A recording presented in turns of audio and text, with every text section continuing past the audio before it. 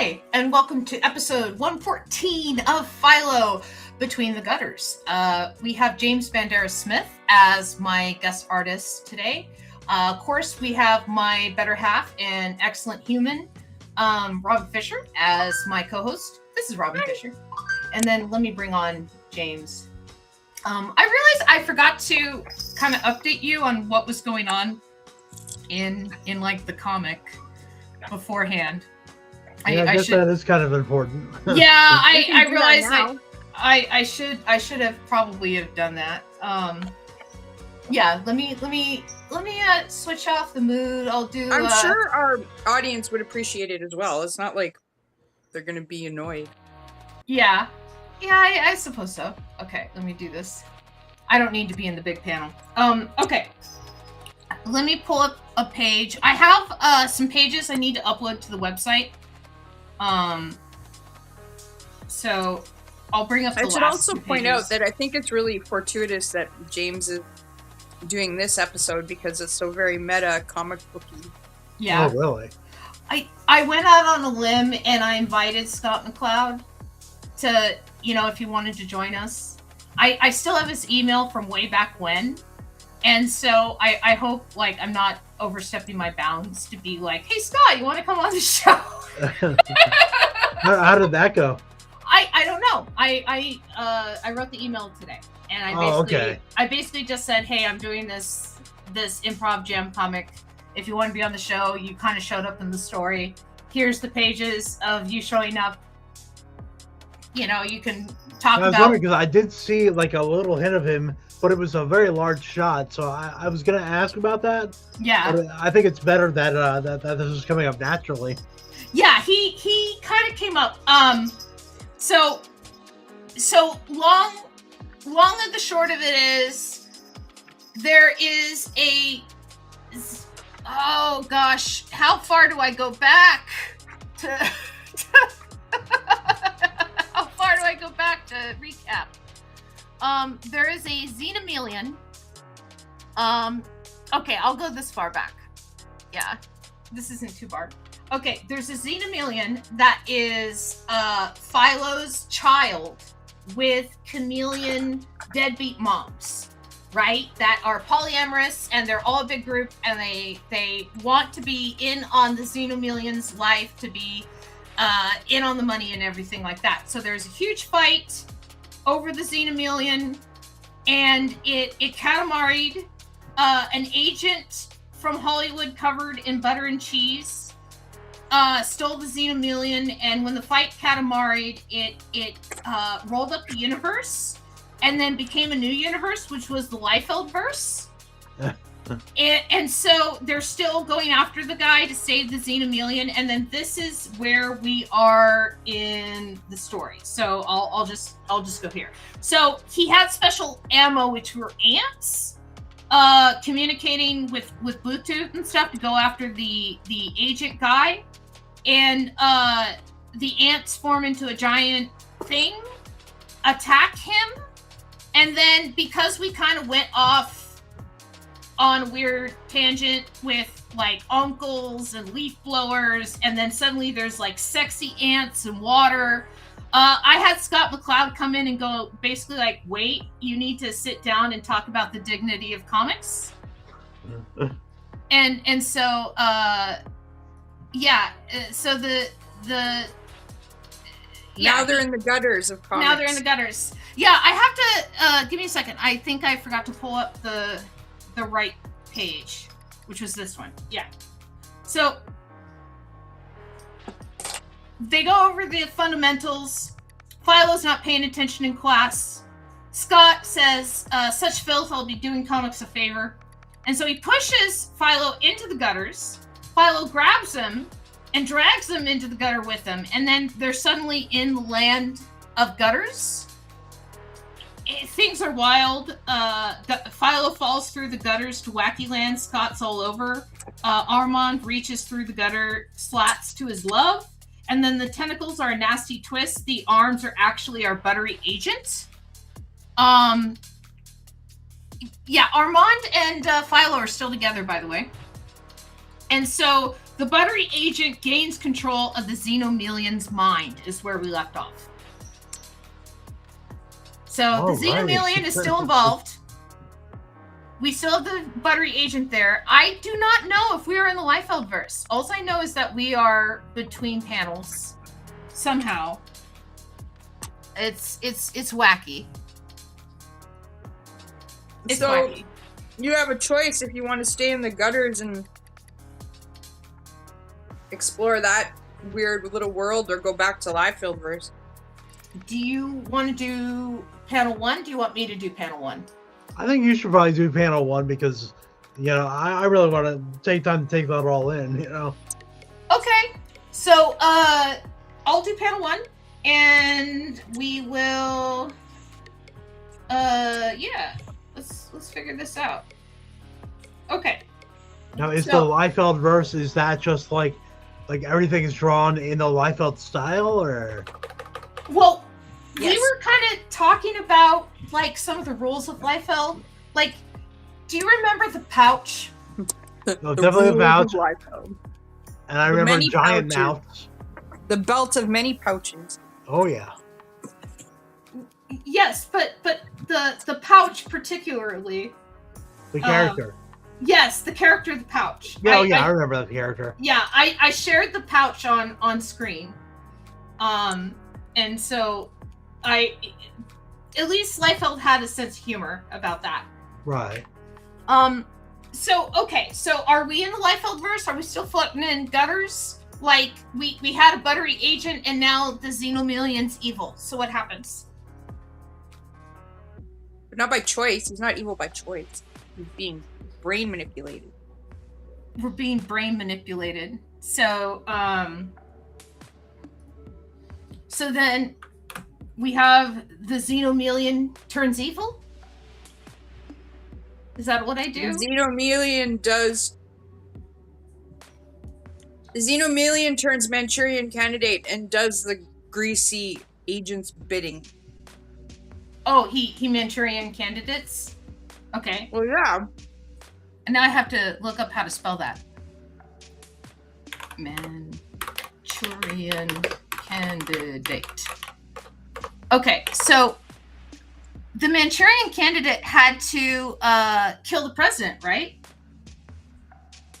Well, he was brainwashed over a series of times so that certain words triggered him to do certain things.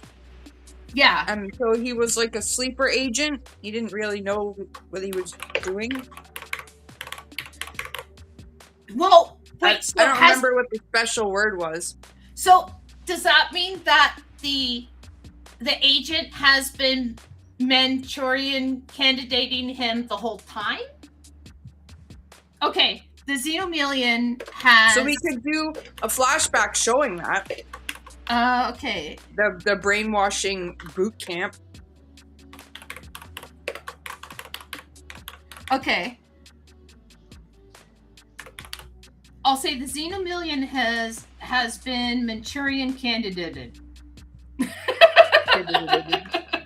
Manchurian candidated. Yes, I'll make it a plural there. And then I'm not going to do the montage, but what I am going to do is show his target to be Philo. And then we can start working on panel 2. So we can have the Xenomelian targeting Philo in panel 2, maybe. What do you think, James?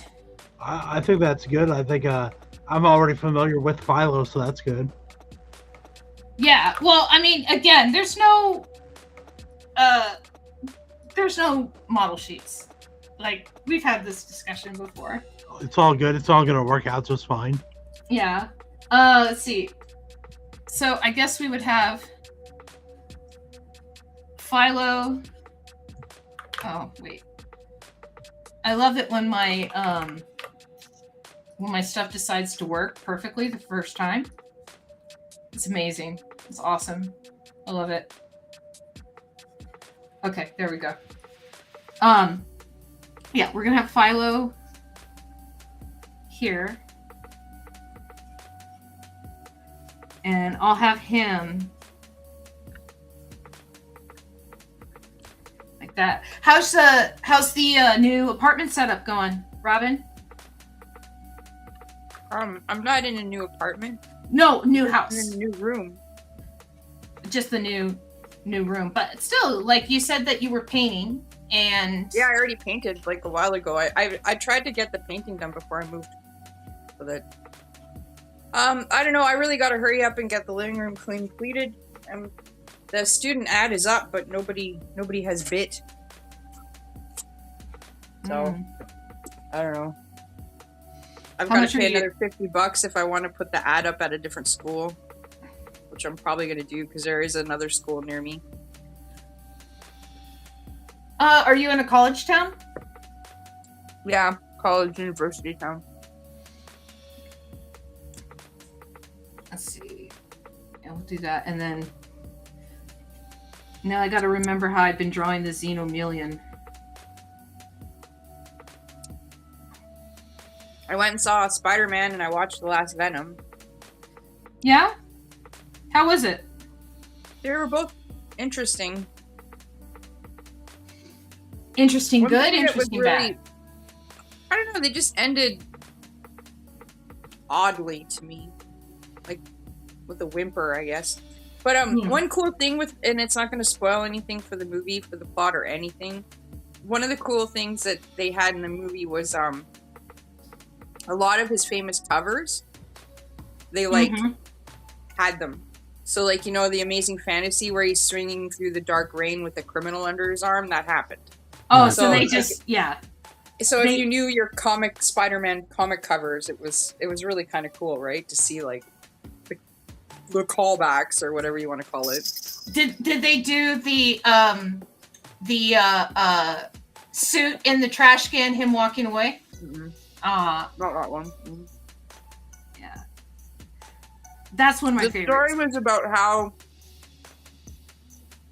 he was evolving, and so he was having a harder time controlling his powers. They were getting stronger. So at no time was there an opportunity for him to be like, I'm quitting this gig. Yeah. You know, he just worked harder, slept less. One thing I did like, so like I got into the Spider-Man comics when I was a kid, like when I was like 6. I read the issue of where the Black Cat almost dies, and he kind of realizes he loves her.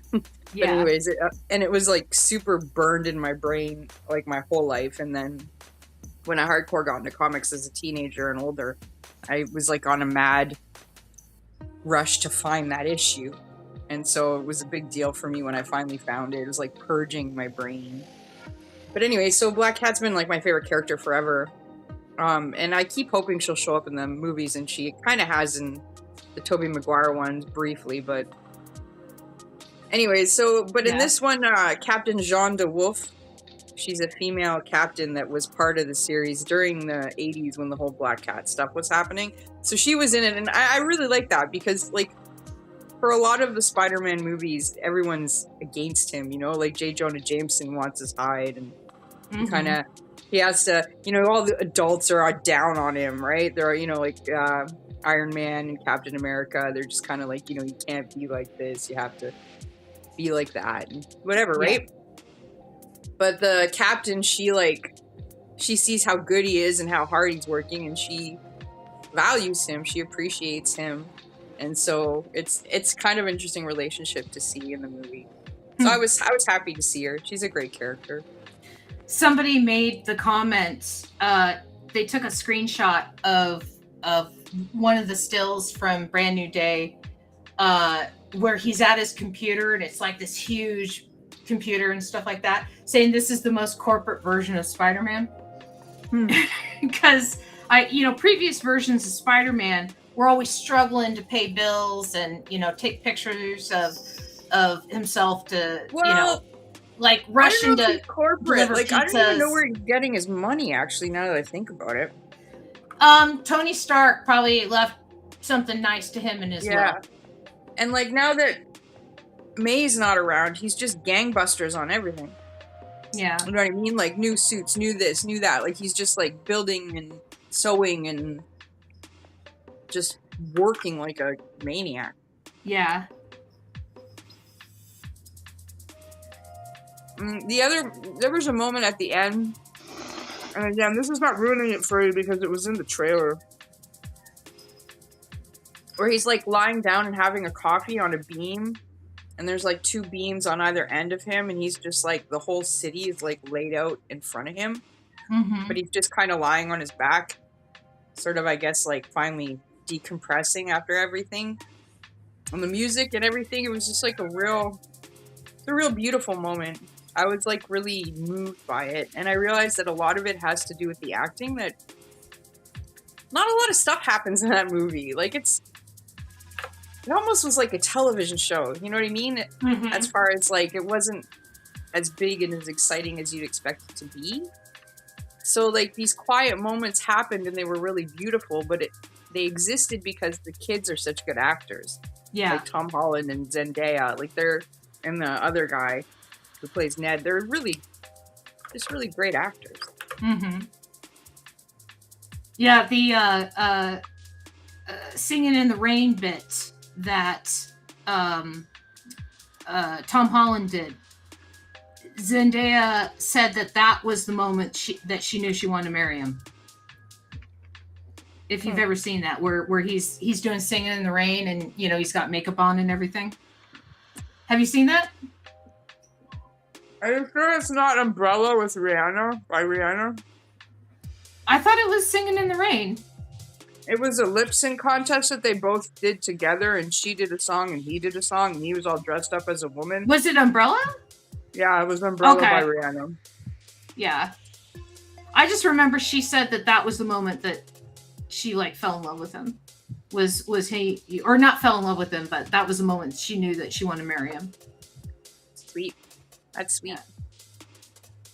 Yeah.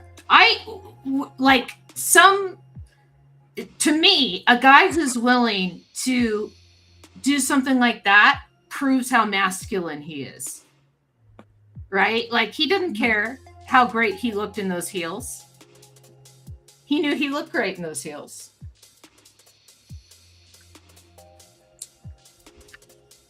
The other thing cool too was to see how much they'd aged. Yeah. Like we're not growing up with them, but we're seeing them grow up. Like they were in high school in the first movie, and now they're like at the end of college. So they're like little adults. It's kind of cool. Yeah. But yeah, I don't want to talk about it anymore because I don't want to really ruin it. But that's okay. Yeah. It was enjoyable. And you know, I think it was the first movie I'd seen in the theater in almost a year. I couldn't remember the last time I went to the theater. I know, like, I went to, like, a repertoire theater to see that Jeff Buckley documentary, but I almost want to say the last time I went to the movies was, like, last Christmas when I went and saw Women Talking by Sarah Polley. Or was that the Christmas before? I can't remember. Because I didn't go see Fantastic Four. I can't remember if I saw Deadpool Wolverine in the theater. I know I really wanted to see the Captain Marvel movie in the theater, the sequel, but it didn't happen. I also tried to go see Supergirl, and it was already gone from my theater. The last movie I saw in the theater was Minecraft movie. We saw it at the Cine Bistro with my daughter. It was her first movie. Nice. And so she had a great time. A couple years ago. Yeah. I'm at that stage in parenthood where it's like, I will see media when I get around to it. Yeah, no, it's not necessary. Yeah. You'll have enough media on your plate with whatever she's interested in. Yeah. And so I'll get to it when I get a chance. You know, I actually, you'd be so disappointed in me. I haven't seen any of the Spider-Man movies from Marvel. I've seen him in Avengers. I know the Spider-Man story, but I know the Spider-Man story so well. It's like, I was kind of like, another Spider-Man movie. I know. Because I saw the second Andrew Garfield one in China. And as soon as, what's her name? It's not Emma Roberts. It's Emma Stone. Yeah. As soon as Emma Stone came out in that green jacket, purple skirt, I started bawling. And the person I was with you knew. didn't know. Yeah, You didn't know anything knew. about the Spider-Man stuff. And he was just looking at me like, why are you crying so much? And I was Yeah. just like, I can't tell you. But like, Yeah. yeah. I know all that stuff inside out too, but I really, there were moments where he's, like, especially the new one, where he's swinging through the city, where you're just, my heart was in my chest. Like, it was so exciting. You feel like you're doing it too. It was. I don't get me wrong. I've heard great things about them. By the time the first Spider-Man movie came out from Marvel, when they were introducing him in Civil War and stuff like that, I was Spider-Man'd out. And I will get around to them. I know that. I'm not trying to make you feel bad. You don't have to keep making excuses. It's fine. No. There is no excuse. Tom Holland is very talented, and I've heard that they're like they got it right. I've heard great things about them. It's just I just haven't gotten around to watching them yet. There's so much media in the world. You're very quiet today, James. Well, I'm just focusing on drawing. He's focused. You don't want to jump in on the Spider-Man discussion? I've only seen clips of the new movie, and I've never really watched the old ones. You've never seen the Tobey Maguire ones? I saw one of the Tobey Maguire, the first one I saw. I've heard the second one's supposed to be the good one, but I don't know. The third one is the silly one. The third one's fun. That's the one where he's doing his goth dancing. Yeah, the emo thing. Yeah. Yeah. I've seen some of those clips. I've never actually watched the movie though, so I feel anything I say would not be fair to the actual people that actually worked hard making the movie. The problem, Sam Raimi said, is that he wanted to focus on like one villain, and the producers made him like bring in like 3 villains. Right. Yeah, they always do.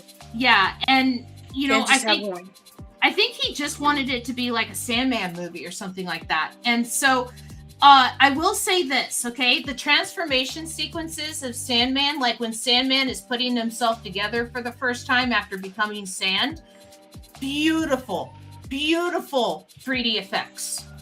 Like just absolutely stunning of him like becoming the Sandman for the first time.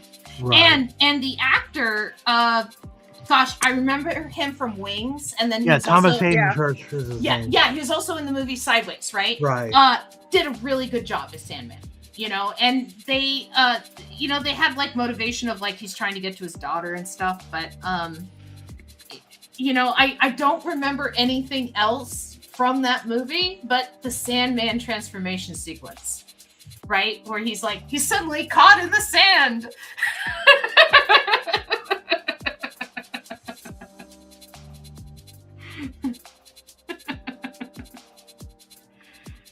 Let's see. I think I might be done with the first panel of the Xenomelion.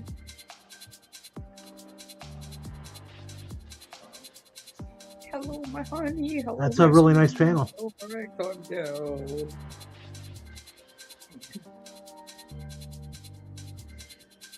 Yeah, the Xenomelion has been Manchurian candidated.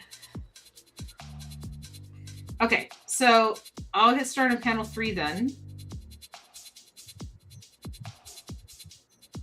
So what happens after? What's your caption in your panel? I don't know. I was gonna ask you guys what it should be.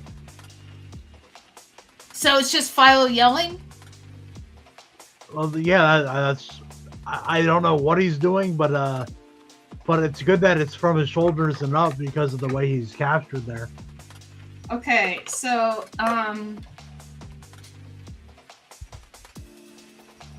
remember the good times? I don't know. What would he say? Son! Don't do this, son! Don't do this, son! Hey, wait, this isn't a Manchurian restaurant. Actually, that's really good. I like that one. Well, I'll put it down if you guys think it's good. Now, this is a Manchurian restaurant. Well, if it's a Manchurian restaurant and then he's a Manchurian candidate, then what happens? I'm sure it involves a doggy bag of some sort. We do have a dog. Oh, there you go. Is he in a bag? And I drew us still in the Gutterverse. So, I don't know what's going on. Are there still Scott McClouds, like, floating around? Yeah, I think you should have his little head slipping in between the lines. Or tops of his heads, I don't know. Let's see. Maybe the Scott McClouds hold back the Xenomelion? But then why? I don't know. I don't know what's going on anymore. If the guy's covered, what's going on? if the guy's covered in butter, would Philo be able to slip out?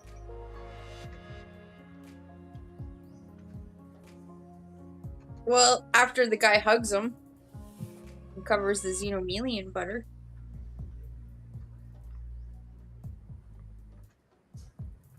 Buttery Xenomelions. Let's see. We had the Xenomelion eating popcorn at one point. I'm wondering if we should just cut to, like, Scott McCloud and the dog and, like, Mushroom eating popcorn, just watching everything. That's funny. Yes. Okay, let's just do that. I support. Okay. And then I'll just say the show must go on. The show must go on.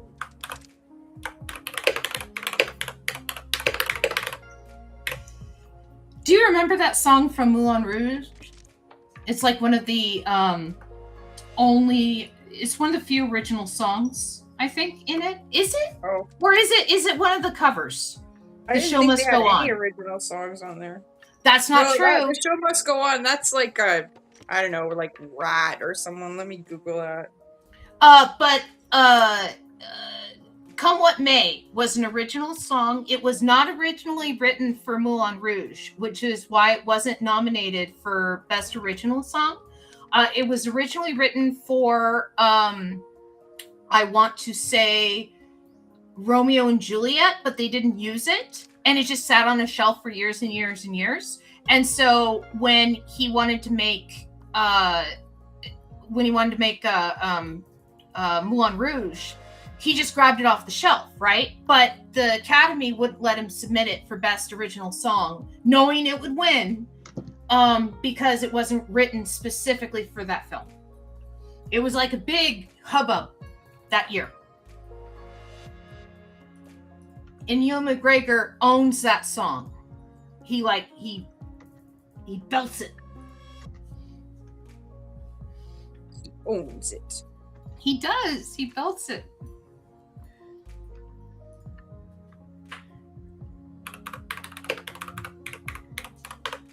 I went through my Ewan McGregor phase. I admit it.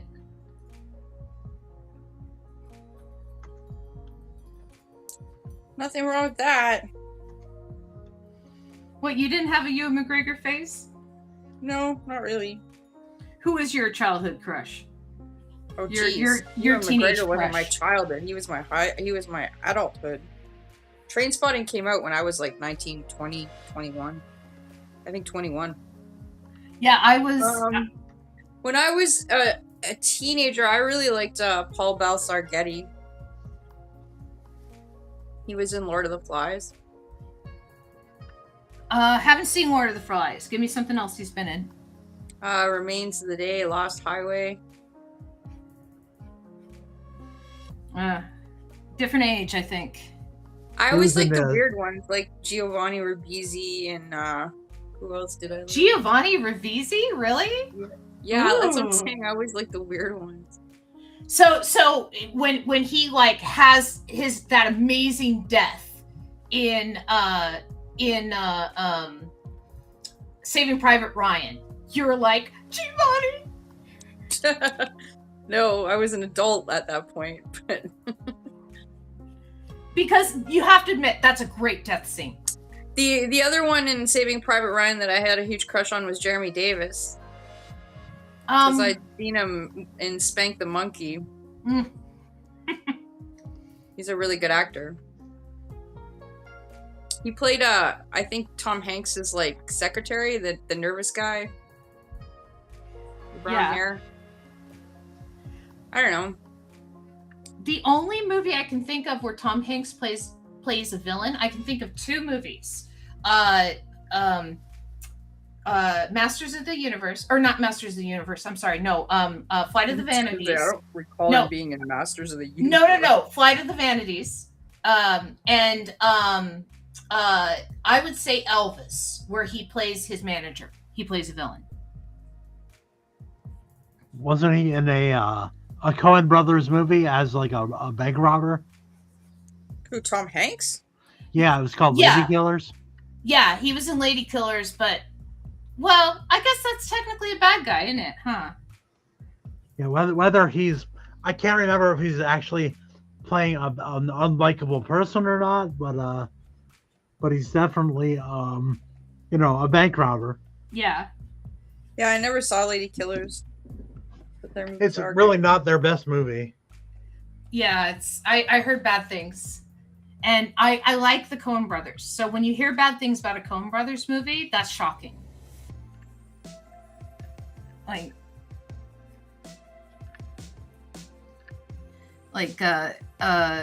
Gosh, I'm trying to think. Barton Fink. Have you ever seen Barton Fink? Yeah, I actually like that one. Yeah, that is a good one. So there's a rumor that's gone around Hollywood for a long time that the producer that bought the script for Seven made him change the ending because he mixed it up with the script for Barton Fink. And at the end of Barton Fink, what's in the box?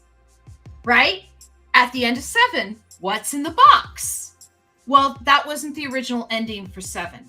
There was a totally different ending for Seven planned that was written between a standoff between John Doe and Brad Pitt's character, and it wasn't supposed to be out in the middle of nowhere and boxes delivered and stuff like that. That was not the original ending. But when he bought the script and he realized it wasn't the script that he thought it was, he had the ending rewritten to the ending that he thought it was. And so again, that's been a rumor in Hollywood for years. And I don't know, it's interesting. I don't know, I don't think the producer would ever admit to it, but it's because it makes him sound dumb that he didn't read the script. But yeah, Barton Fink and Seven both kind of end up with heads in boxes at the end of their stories. Which is not a little dark. And it's not exactly like a common ending to a story. Right? It's not like, there's a whole genre of heads in boxes in film. You can't go to that section of the movie store and it's like, which head in a box movie am I going to pick up today? Right? It's not a common trope.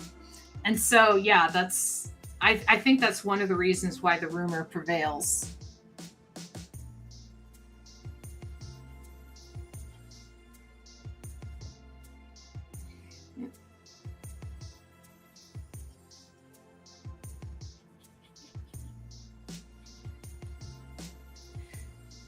Let's see. Okay, I got a dog.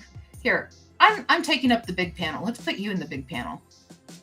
Ooh, cool. Oh, there you go.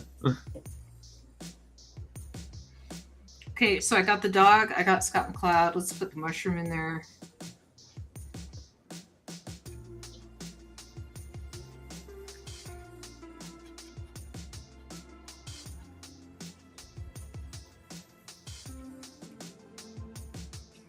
Okay, who else would be like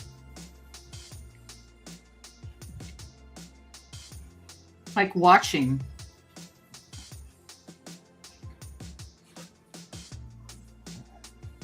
Doctor Strange, because you know how he likes to hang out in the multiverses.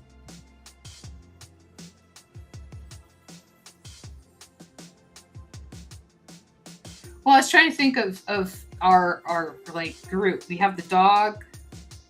We have that guy. I guess Armand. Yeah, I'll give Armand like good octopus eyes. And I'll give him a soda.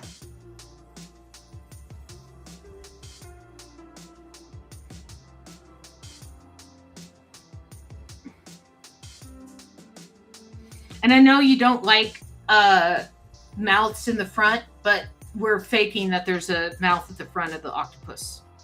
All right. That's kind of funny because I was talking about that today. What?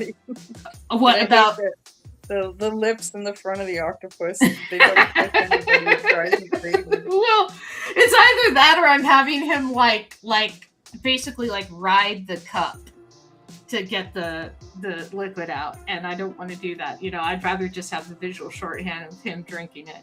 Let's see. Let's see, what else do we have? I'm gonna draw the pouch because we've already mentioned the pouch, so I might as well draw the pouch.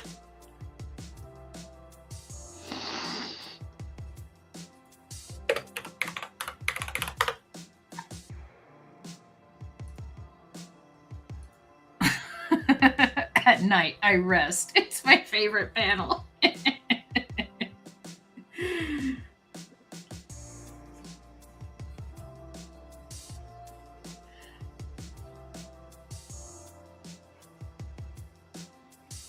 Like, I wonder who started drawing the pouches this way, if it was Jim Lee or if it was Rob Liefeld, and if like Liefeld started copying Lee, or if Lee started copying Liefeld, or because it wasn't just the two of them, right?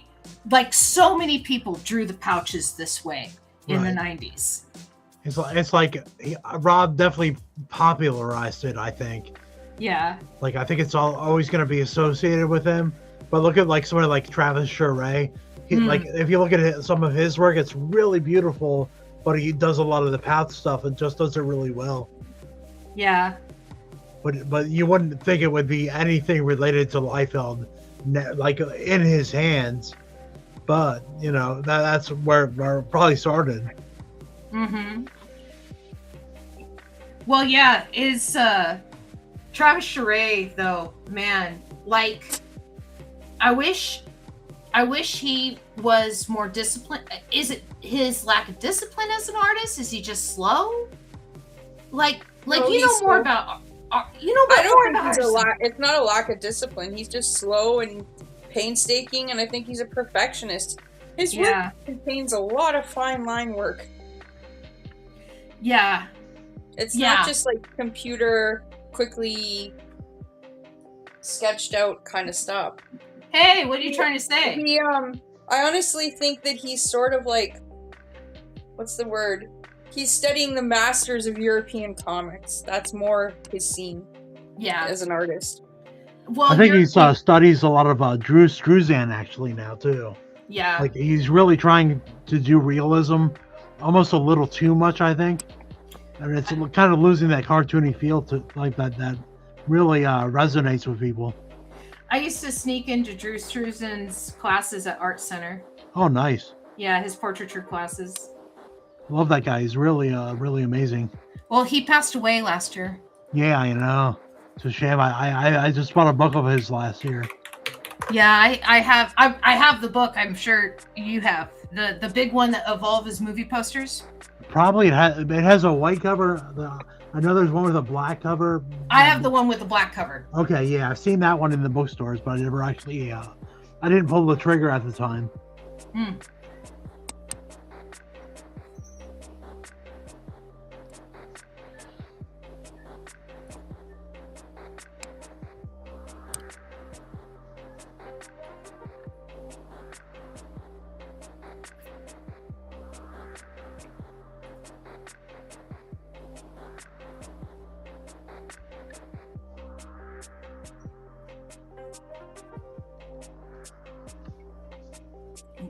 we'll have a xenomorph back here.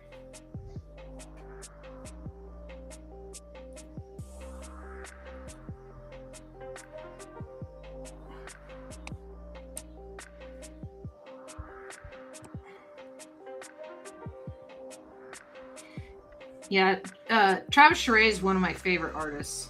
Yeah, me too. And the evolution of his work is interesting because his early stuff looks nothing like his stuff now. Right. Like, you know, when his faces were kind of flat and spread out in his early stuff. And now everything's so round and he's having fun with the way that he's been using his brushwork to create texture. Right.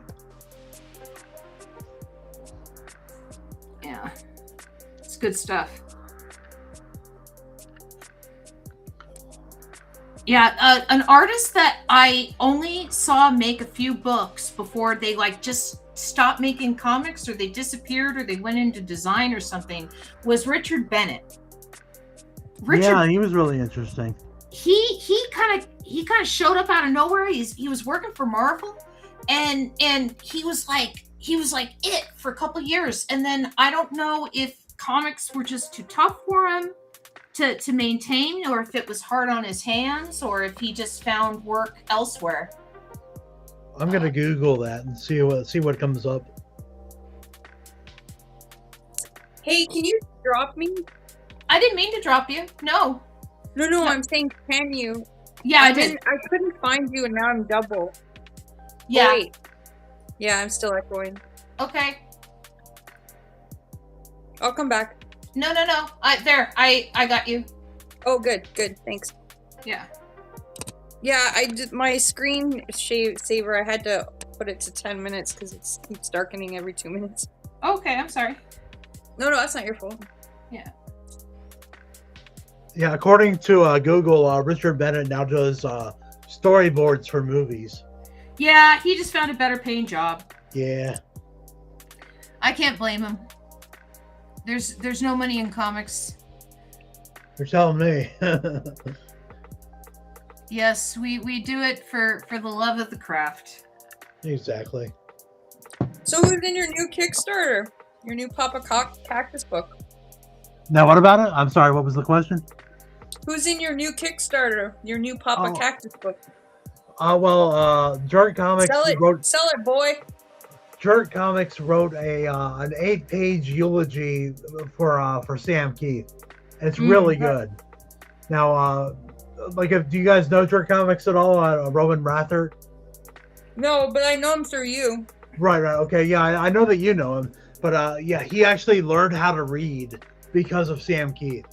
He actually has like a severe learning disability, and he was determined. He thought the art was so good in his issue of Incredible Hulk that he was determined to learn how to read. And like that's the kind of an interesting little tidbit. Like this guy means so much to Roman because of the fact that he had that kind of impact in his life. And he made a 5-hour documentary about him it's on YouTube. It's split up into chapters. It's really worth checking out too. And I got a 1-page Jimothy drawing by Mark Wheatley. That's gonna be in there. And I've got some fiction by Joel Meadows. He wrote a prose story. It's a very prose heavy issue so far. I think there's only a couple comics. So there'll be like Oliver Simonson with his Captain Zap as usual. He's been in every issue since the 3rd. And I have Quinn Rowan Dex doing a poem about toxic masculinity, of course. Yes. And of course. Oh yeah, I'm sure it's all stuff that you're familiar with, right? But no, I've never encountered it. Oh, I bet, But yeah, that's pretty much it that I can think of off the top of my head. Well, I do have a 1-page comic there by a guy named Joe Gabbard, which is a pretty good guy. He's really good, really talented fella. I'm surprised you don't have any Richard Friend in this issue. Yeah, he's off doing his own thing, so He's kind of a big name, so. Oh, I know, but you guys are pretty close, and so right. But I know he's contributed to past issues. Yeah, for sure. He's done 2 covers and I think 2 pinups as well. So he's been in at least 4 issues, but life has just gotten too busy for that guy. So I don't think I'll leave him pestering him anymore for a while. Yeah, I asked him if he wanted to be on Philo, and he's like, no, I'm just too busy. And it's like, yeah, I totally get it. Right. Like you're like a real comic book artist. No, he's a good dude though, but yeah, he gets super busy. I miss his inking, but loved his art. Oh yeah. His Blaster Kid stuff is beautiful. All of his stuff is beautiful, but right. He was such a crisp inker that I feel like is missing from the industry, because you have so many digital inkers these days, and he still worked traditionally. And so in that regard, I miss his inking. I do. But for sure. But I support him transforming from that caterpillar of an inker, crystallizing, going through the chrysalis phase, and then now he's emerged as a butterfly of an artist, penciler of his own works. And it's like, sure, the caterpillar was beautiful, but so's the butterfly. I can't chastise him. For sure. And speaking of Travis Charest, he inked him for quite a while too. Yeah. He inked when Charest rebooted Wildcats. Yeah, he volume 2. Yep. Mm-hmm. And he was actually hand selected by Charest.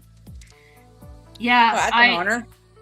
Yeah, for sure. He was actually Richard was going to leave the business right about that time. Like Jim Lee was going to lay off pretty much everybody at Wildstorm, but he decided to just go all out on his samples for who was going to ink Travis, and Travis was like, there's no contest. This is the guy.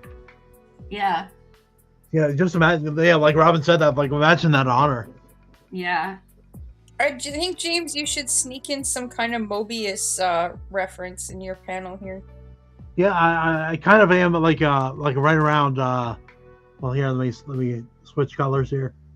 Right around here. Mm-hmm. That's the feeling I got too. Yeah. So I'm gonna try and put that some other spots on here too. I just got to think of where and how.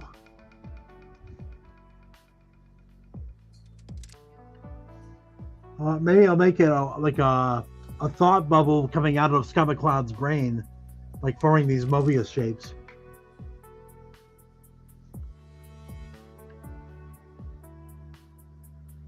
I don't know if I told you guys, but last week I got some comics.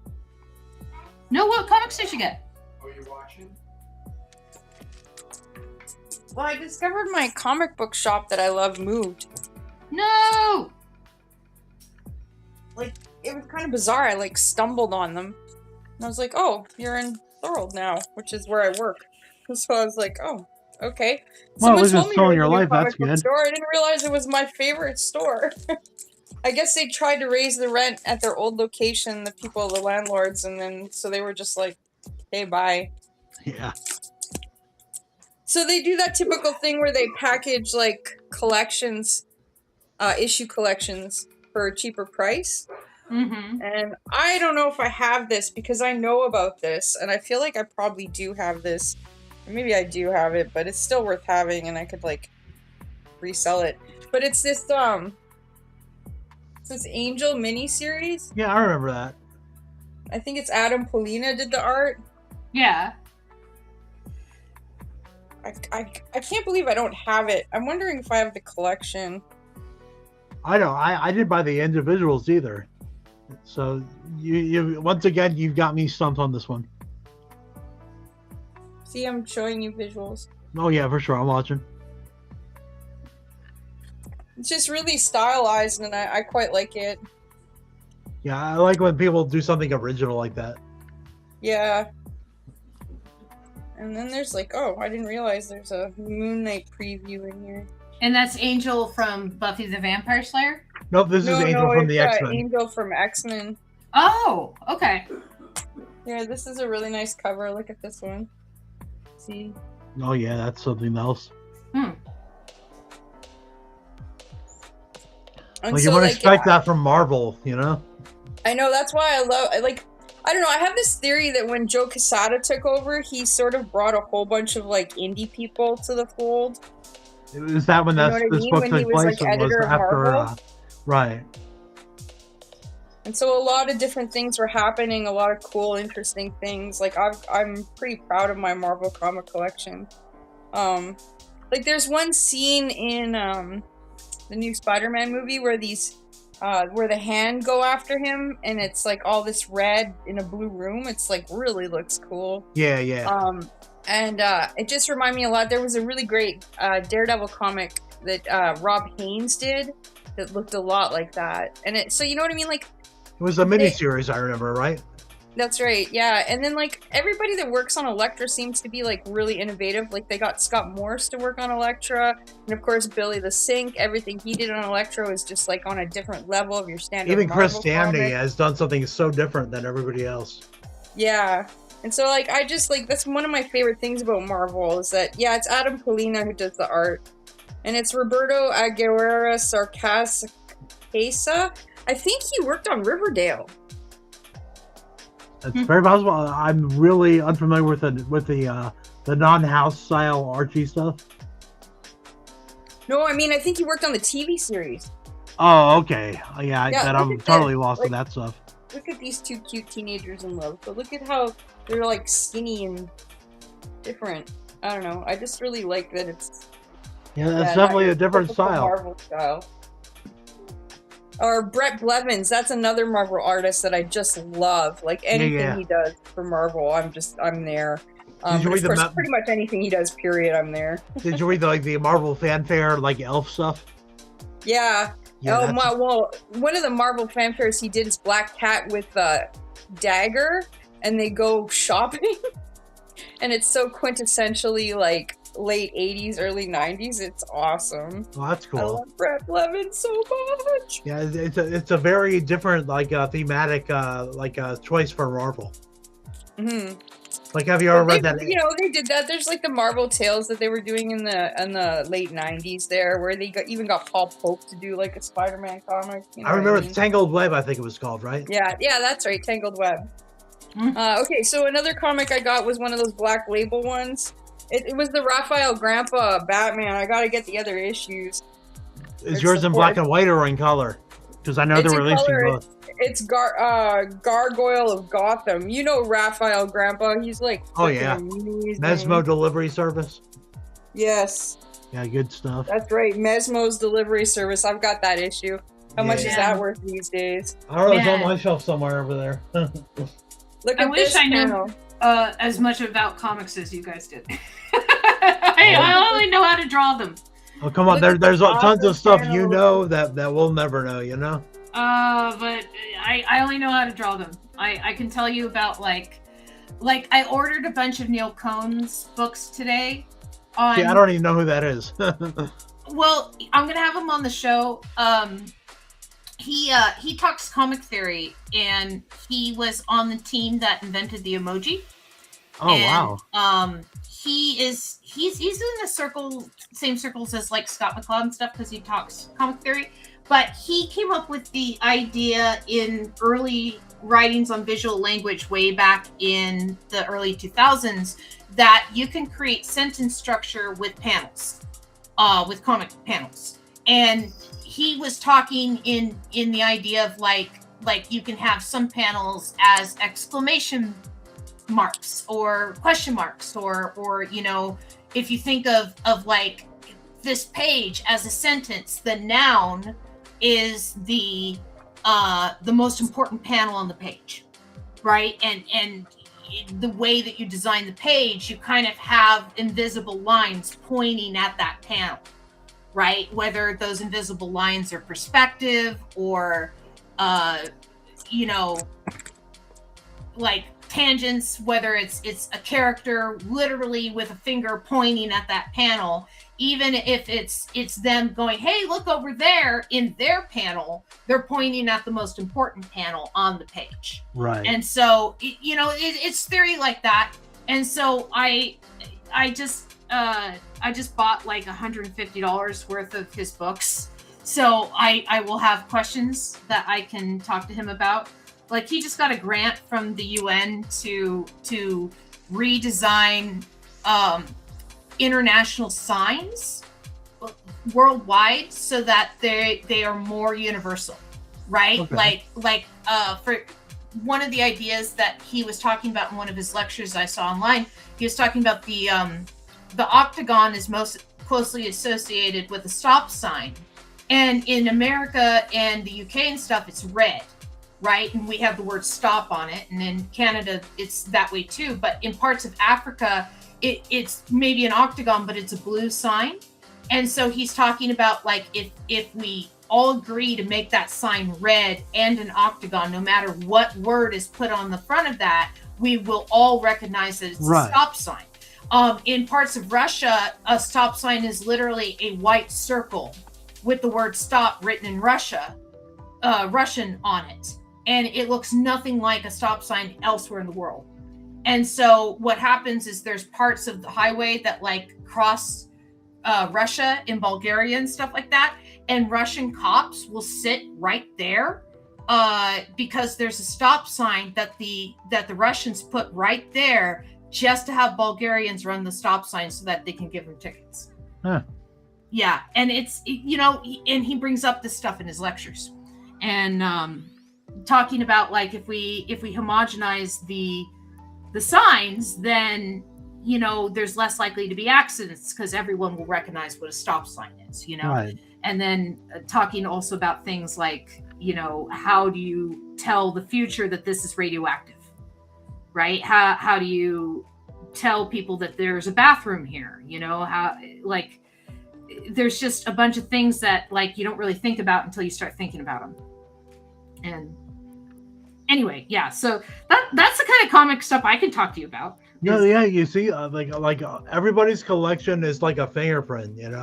There's like stuff that's only gonna be identified by the stuff that and vice versa. There's tons of stuff that Robin has in her collection that I've never even seen before. Cool stuff, like way cool stuff, like for sure, and vice versa. I've got a smaller collection. I think you said you had 10 shelves, right? That I don't have. Yeah, I've seen your shelf piece. Yeah, but you got like art books in your collection. Have you ever seen the Hamlet comic from Europe? No, I haven't, but it sounds awesome. Well, have you ever seen Elektra Lives Again by Frank Miller and Lynn Varley? Yeah, I have it in hardcover. I have Elektra Assassin by Sienkiewicz. Right, but this one is by Miller, but a lot of the art ideas are taken from the Hamlet book. The artist is DeLuca. Really?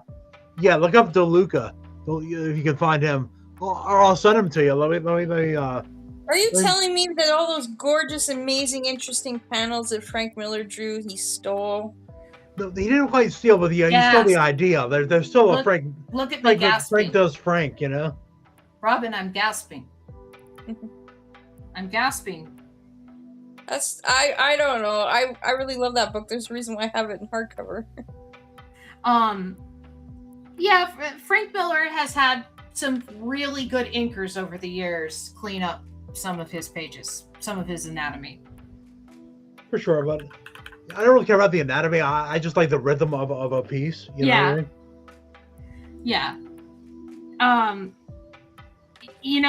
What I like about Frank Miller was the first one I saw who did that messing around with positive and negative space in Sin City, so credit where credit's due. All right, Robin, I've just sent you a picture on Facebook, so you can see. You can probably see what I'm talking about. I can't go to it, or this might shut down. I gotta stay here. Oh, okay, I got you. Well, you'll see it later. You can make your own determinations on that. Yeah, definitely.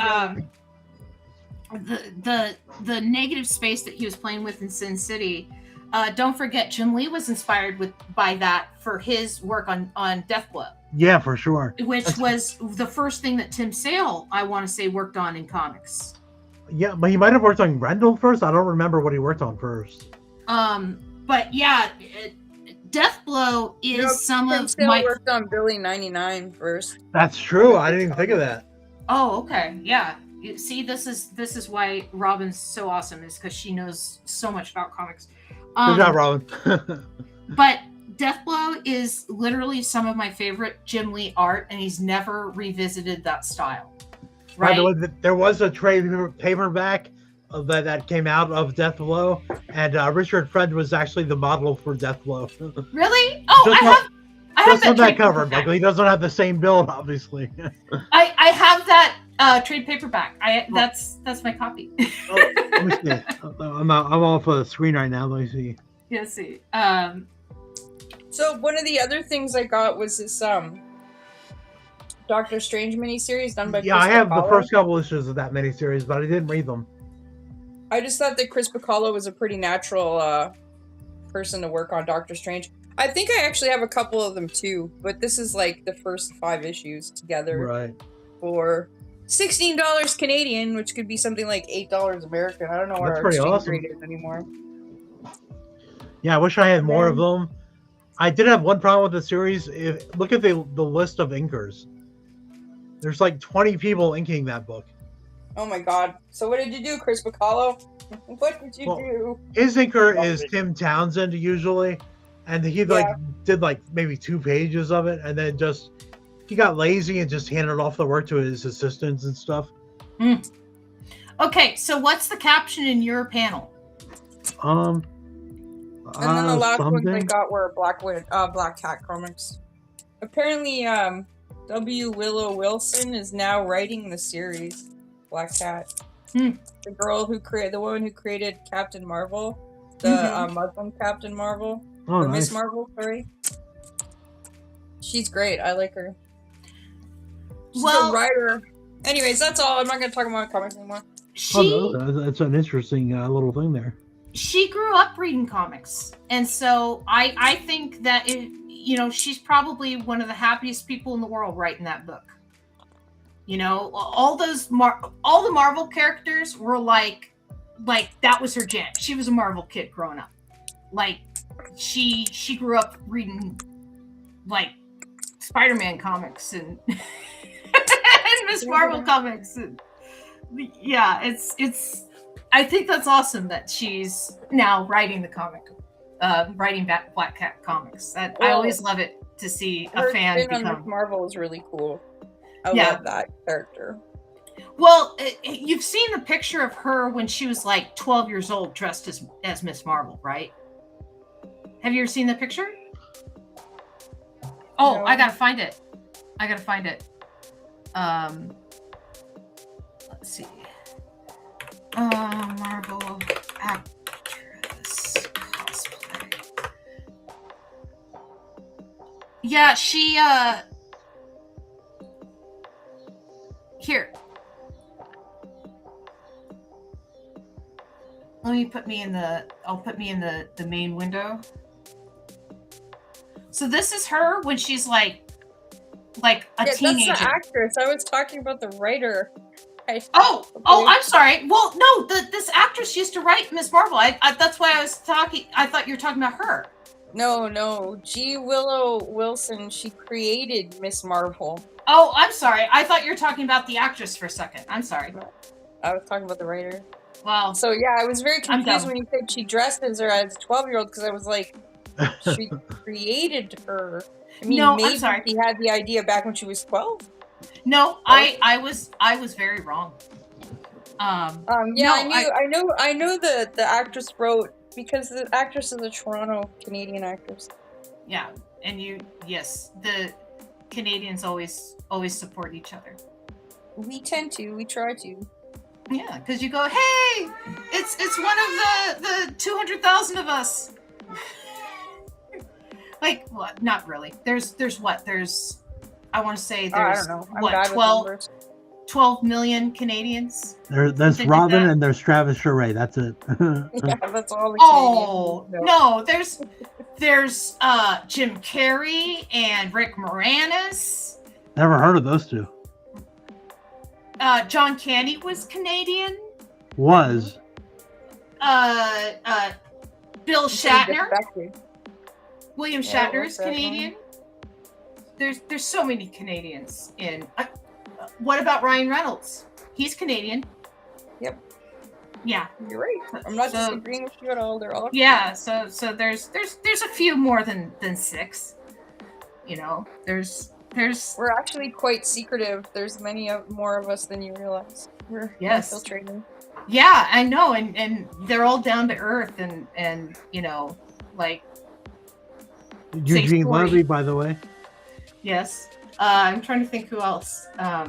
Like one time I got to see the 2 South Park guys do like a talk in Vancouver, and they asked them why they always rip on Canadians, and it's because like I guess half their writing team is Canadian. Oh, okay. Yeah. Well, I mean, Blame Canada was nominated for an Academy Award for Best Song. Mm-hmm. And so that is their writing team. And performed by Robin Williams at the awards. Yes, but he had to replace the F word with fart. And they, yes, I remember that. He did perform that. You know, Robin Williams used to do something, and they would report about it on the news, but they never said his name. Is during Christmas time, he used to go around to homeless people and hand out $100 bills. But they never reported his name on it. But when he died, that practice stopped, and that tells me it was probably Robin Williams doing that. And I liked how that when George Michael passed away, all these stories came out about the super kind things that he did to random strangers. Yeah, and I like it when you find out they're human. Yeah. I've been following this woman. She's called Cult of Meg. She's Canadian, and she just does, like, gossipy stuff. And one of the things that she just has mentioned a few times halfway through her little, hey, you remember when this happened? And she's, like, talking about some gossipy thing. She's, like, halfway through, she's like, and then I don't really know much else about what happened to that person. It's almost like some celebrities can control the content that goes out about them in the media. Yeah. Yeah. So what panel number are you working on right now, James? I think it's number 4. Okay. I love that panel. And then what are you writing in your caption? He's actually writing right now. Yeah, it says, the gutter is better than revisiting Liefeld Land. And you have him upside down? Yep. Okay. I'm trying to figure out how it goes from my panel to your panel of him being upside down. Maybe he's going back to Liefeld Land? I don't know. But we have the pouch in the back. You're being weird. It is being weird. I don't know. No, I was talking about Pat. Oh, okay. I said, Evie, you're being weird. She was doing that thing where she's like, my bed is not on any frame, just on the floor. And so she likes to like slide along the hardwood floors on her side and like claw at the mattress and pull herself along and just go kind of crazy. So I said, Evie, you're being so weird. And then she ran away. James, it's the Liefeld verse, not Liefeld Land. Nope, let me fix that. Okay, so the Liefeld verse is better than the Liefeld verse. So if he's being sucked back into the Liefeld verse, I guess that's the panel I'm drawing for panel 5. Is Scott McCloud being sucked back into the Liefeld verse? Yes. And then does he turn all super muscly with glasses? I imagine he has a giant O mouth.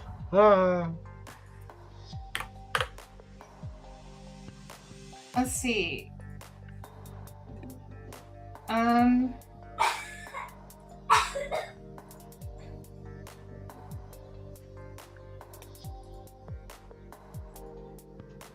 Scott Liefeld. Rob McLeod. We're talking McCloud. There could only be one. Wait, Scott Liefeld, Rob McCloud. Scott McFarlane. Scott McFarlane. Yeah, but that's what I'm going with. Is Scott Liefeld, Rob McCloud.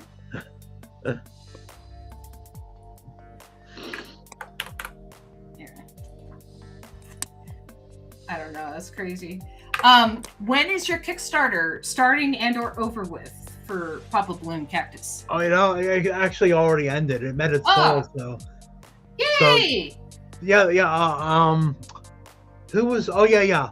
Ed Hillier. Do you know Ed Hillier, Robin? Yeah, I know that name. Yeah.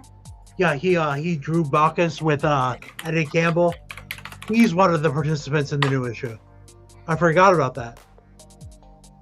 Does he go by Ilya? Yep, that's right. He's drawing. Yeah, he's got a 4-page preview. Oh yeah, it's pretty awesome. I have all his comics. Well, I'm glad to hear that because he beats himself up quite a bit, like in our private conversations. Just give me a second. Let me show you. Oh my god.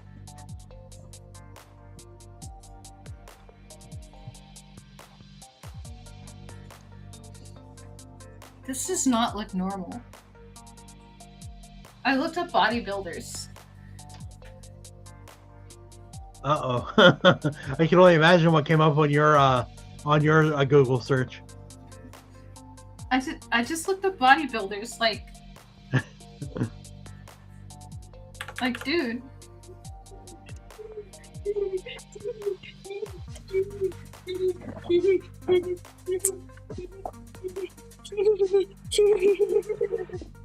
One Ilya comic. Oh, nice. Ilya comics. Wow, you're like a big fan. Ilya comic. I think he also did some Deadline issues. What? He worked on Deadline as well with Tank Girl's like from Deadline, but yeah, I know. I have a couple of issues of those and the Face. Because I believe it was the Face that Hewlett also had some stuff in. But I like. My God, I love his work. That's awesome. You know what I should do is I should do an article about his books and then put it in that issue. And then when you send him the free copy, what? Yeah, you can do that, but you have to hurry up because it's only 2 weeks away. So before I go to publishing. Oh man, what do you think with that? Oh, I don't see. The last time my article last time got messed up because it was so small. Oh, really? Was it too small? The type was too small. Oh, sorry about that. That's not your fault. That was my fault. Well, in any case, all I know is something got messed up, and I'm sorry about that. I should have judged the imagery at least. What type face did it come out at? Like what size? Do you remember? I think that would be really fucking crazy, don't you? Oh, well, of course it would, but hey, there you go. But what do I? Well, he's got a new book coming out. What's the day? I think it's the 21st, 22nd, something like that. Okay. Like not this Saturday, but the Saturday after that. Yeah, I see that. Yeah. Now you don't have to write like a 4-page thing. You can write a 1-pager if you want. Well, no, I'd want to like do him justice. But right. You're saying that he's beating himself up, and I've been reading his comics forever. Do you have his new book? It's coming out on Amazon. Let me look it up. No, I don't have his new book. I wouldn't even talk about it. I would just mention it. Like, why not just focus on his older work? Well, this is going to be a preview of his new book. Okay. Well, I'll check it out, but I think if I'm going to do this, it's going to be on his old work. He's good. Yeah, so definitely good. He's doing like what, 4 pages or something? Yeah, here, you can see, like, can you see my phone, like, on here? I kind of can. It says Demur? Romo, I think it's called. Oh, Romo, it's backwards. I can't see it. No, I'll look him up. I'll look it up online and I'll find what he's working on. But the thing is I don't I want to focus on his other stuff. Like, it'll be like and that's all good. A mini retrospective. Right, which is a great idea. Makes him great. And this book isn't even out yet. Like, so that's good. So then just me talking about it at the end, saying, "Oh, I've heard he's got this new book out." Blah blah blah. Yeah, exactly. That's totally cool. Okay. I'd like there to be images. I've got the books. I think I can get. I've got a scanner. I can get them scanned. Sweet. I think last time that was part of the problem. Last time what I did is I took pictures of the books and then I sent you the photos. But you better have scans. Oh man, this is kind of cool. This is kind of cool. This is that's cool. Do cool. it. I'm glad this all worked out. You know. Be in the book. Okay. Write an article. I can't be lazy either. No. No, that's awesome. And here's one of the actual pages that is going to be in my book. Nice.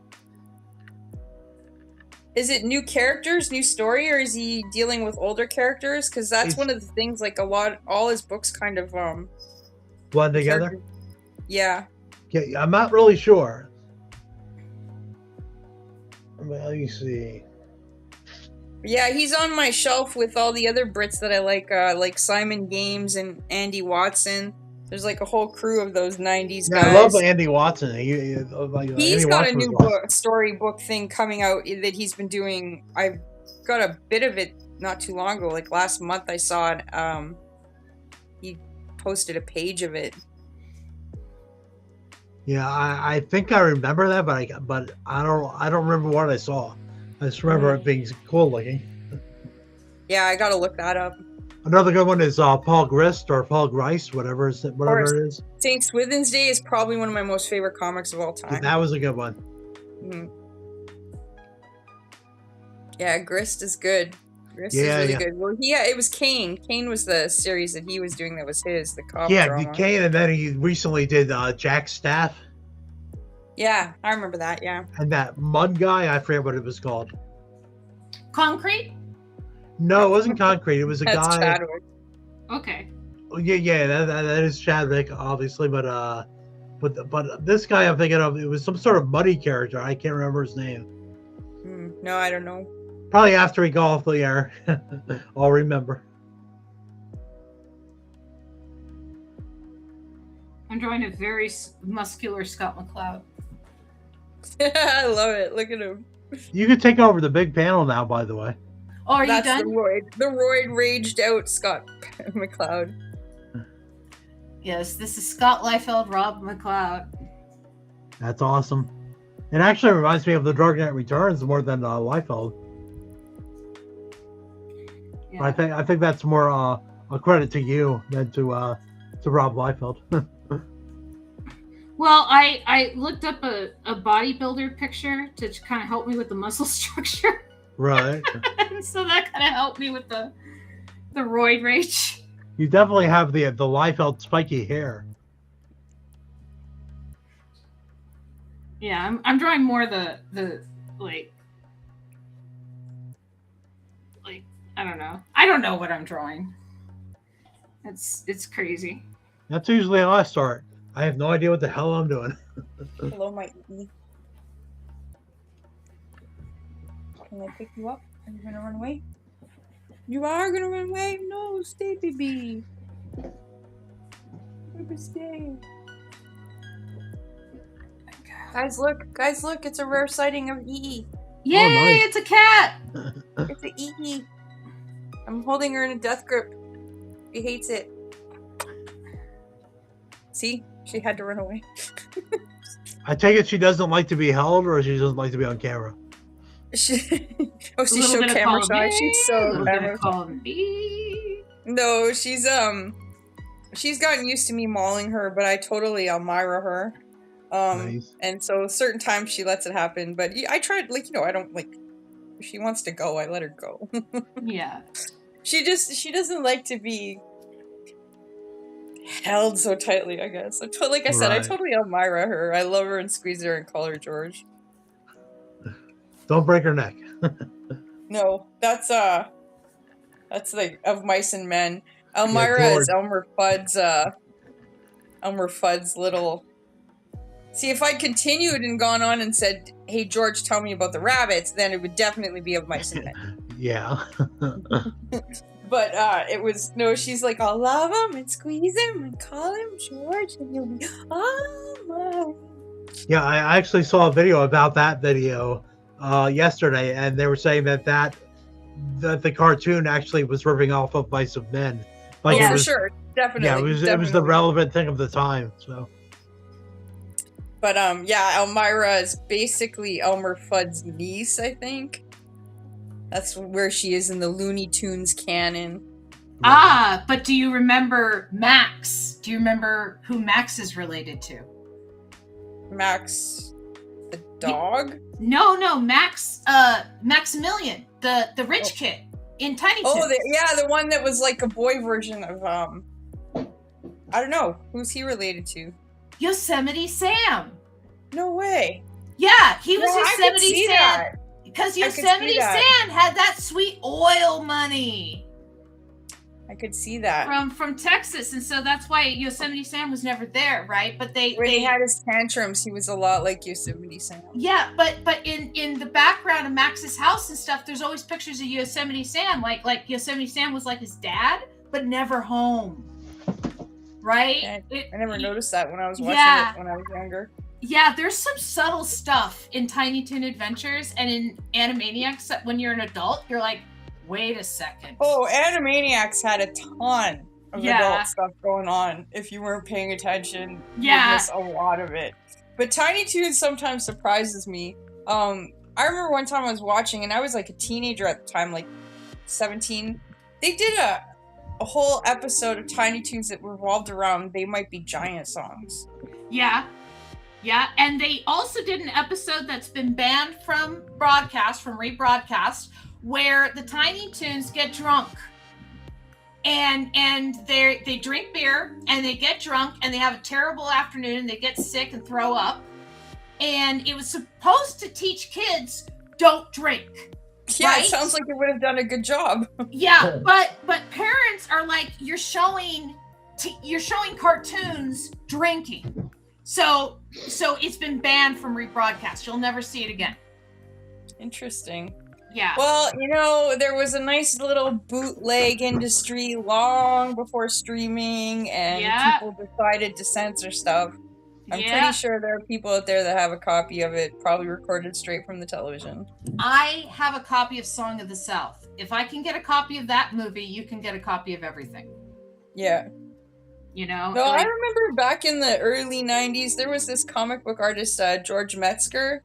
He's like an indie dude, and he was the first guy to show me Miyazaki. I'd never seen any Miyazaki before that. He showed me Castle in the Sky, and it was like on a VHS, and it was somebody's dubbed copy that he'd copied from them, and it was in subtitles. And it was really a revelation, because I was just kind of like, the main character is female. They're really fixated on the environment. And then, there's like a castle floating in the sky, and there's like a bit of romance, and there's tons of excitement. Like, it just I was really impressed for a Miyazaki movie. I'm glad that was my first one. And that's how we used to watch things in the olden days, that we from other countries. We couldn't get them any other way unless they were recorded from other people. Yeah. Yeah. I used to be part of an anime club in the early 90s that was Lake Forest was had a junior college that was across the Ortega Mountains from me. And so I wasn't attending that school, but they had an awesome anime club. And my friends invited me to basically go and watch animes with them. And so I would drive the hour across the mountains and then the half hour to the junior college about once a week to watch animes in Japanese, on this huge screen at this junior college. Cool. Yeah, and so that's how I got introduced to like Evangelion for like the first time. I got the difference in the theater. It really does, because I didn't watch all of it, but I saw most of Nausicaa on VHS, because that's like, you know, when it came out, and that's when I got to see it. Was like right around the same time as I saw the Castle in the Sky, the Puda. But then when I moved to Montreal, they had a Miyazaki festival at one of the repertoire theaters there, and I got to see Nausicaa on the big screen, and like it blew my mind, like, and almost like took my breath away. And I knew the story behind it. It wasn't like it was like this whole new thing for me. Like at that point, Spirited Away had already come out, so the world had been exposed to Miyazaki by, you know, Princess Mononoke and so on and so forth. So like, but it just seeing it in the big screen is a different thing. It really is. Even as a kid, watched Ghostbusters a million times on VHS, a million times. And then before I moved away from Montreal, Cineplex Odeon was doing like this Halloween thing where they were playing old Halloween movies every year. And they did Ghostbusters one year. And it was just like so crazy seeing it on the big screen. There was so much stuff I caught that I didn't even see on my little TV on the VHS version, right? Mm-hmm. The theater is a pretty wonderful, magical place. And it's kind of a shame that it's starting to disappear. Yeah. I saw Ghostbusters in the theater as well, but it was in its original run, and I was like 2. You were 2? How much do you remember at 2? I'm exaggerating, but you know, I was probably like 7 or 8, you know. So I can't remember anything, and I can't grasp the concepts the way I can now. So I'm sure back then it was all lost on me. It was just, oh, this is funny. Look at the giant marshmallow man. I remember my mom. We had a VHS. You know, we had a VCR. When we lived up in Big Bear before I was like 5 years old, and in Big Bear, the signal's so bad that you couldn't watch regular TV. You had to watch. You had to have cable to have TV at all. And so, like, my mom would just record things off of the, you know, cable, and then like when we had Star Wars, like my brother wanted to watch it a zillion times, we had a VHS copy of Star Wars, right? And then, you know, there's like just a bunch of movies that way. We had a VHS copy of Ghostbusters that I ruined by the time I was 8. And I think my mom recorded it when I was like maybe 3. But yeah, I ruined it by the time I was 8 from watching it so many times. Like just a VHS copy from, you know, like an early 80s VHS copy. So not even like a good VHS that like came later. But yeah, my brother also ruined Star Wars. And I think The Little Mermaid was one too.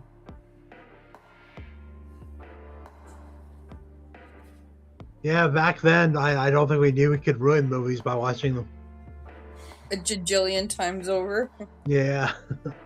Yeah, who knew? Yeah, I saw Akira on TBS. Do you know what TBS is in Canada, or? Yeah. Okay, cool. They back in the late 80s, they started getting a little anime happy, but not like it is today, where it's like so huge. Mm-hmm. But I saw that, and Robot Carnival was on TV. I think that's where we're leaving off tonight, is Scott Liefeld, Rob McLeod. Nice. That is my favorite panel of the night, by the way. He's so ragey. Yeah, I really hope Scott McLeod has a sense of humor. Oh, I'm sure he'll admire that. Yeah, I hope he has a sense of humor about it, because I'm making him Hulk out. Anyway, I think that's the show for tonight. It's 8:30. Thank you everybody for being here. Anybody who decided to watch tonight. And of course, James, for being my guest tonight. And thank you, Robin. And I'll see you guys in the future. Have a good one. Bye.